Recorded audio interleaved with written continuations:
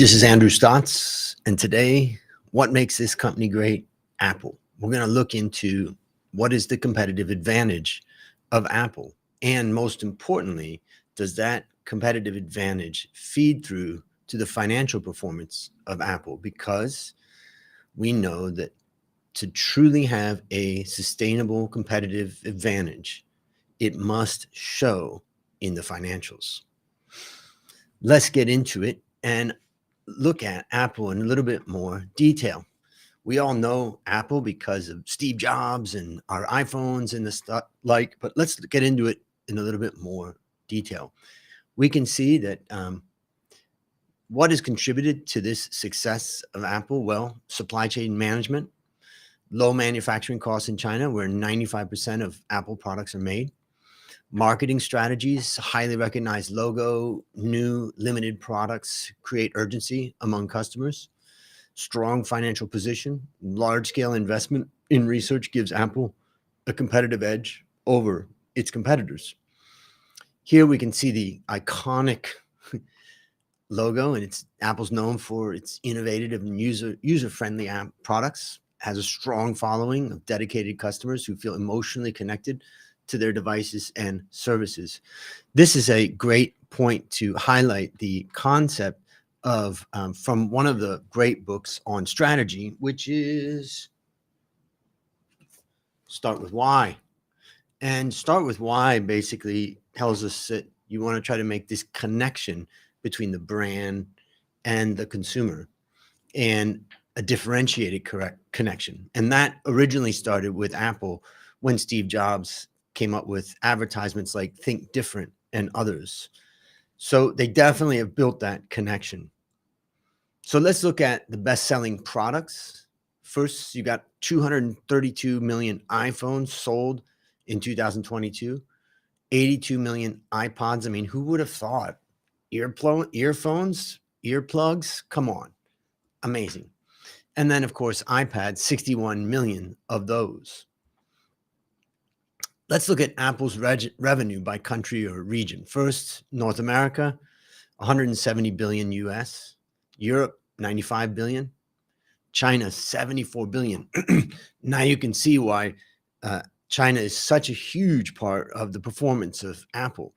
If a trade war happens, Apple is in serious trouble, not just because of the supply chain lines, but also because Chinese people are a big consumer of Apple products. In the rest of Asia, about 29 billion, and then 26 billion in Japan. I was just looking at some news, and here's an interesting one, which is basically talking about how Apple is quietly creating an AI chatbot to compete with ChatGPT. But unlike ChatGPT, this Apple tool basically isn't meant for public consumption right now, and the company still has no plans for releasing it, but they have the cash to be able to do whatever they want. The founder, of course, was Steve Jobs. He died at the age of 56, seems so young, and he was named CEO of the decade by Fortune magazine. We'll come back to him in a moment, but let's now try to understand a little bit more about the competitive advantage. So Apple was founded in 1976. It's in the infotech sector, about 147,000 people, and about 316, I think it is right now, but let's say more than $300 billion in revenue. And it's iPhone services like Apple Store, the App Store, Apple Music, iCloud, and then Mac computers are the main products. So what is its competitive advantage? Well, product differentiation, user experience, and strong brand loyalty. So how did it achieve this?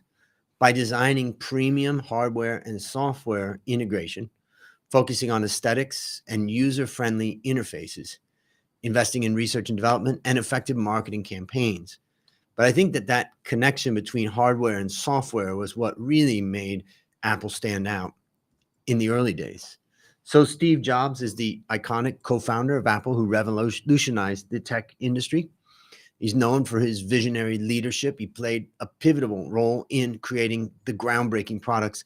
Here's a picture of him with the launch of the iPhone, which was pretty crazy. I remember that happening. His relentless pursuit of perfection and emphasis on design aesthetics set Apple apart from its competitors. And after being ousted from Apple in 1985, Jobs went on to found Next Computer, which eventually led to his triumphant return to Apple in 1997. And I think it's important to understand what was going on when he went to Next Computer. And basically, he had hired John Sculley, who was president at the time of PepsiCo, and he convinced him to come and run for Apple, run Apple as president and CEO by saying, "You want to sell sugar water for the rest of your life," which was a great line. And John Sculley came, but Apple turned to be a very different environment from what John Sculley could handle. And so, but eventually the move was to get Steve Jobs out, which is incredible. So Jobs went to Next, and one of the things that Jobs did was focus on operating system. And he developed a new operating system at Next, and that became, coming back to Apple, that became the operating system for Apple. So sometimes your defeats become your victories. But the question we have to ask is the company financially world-class?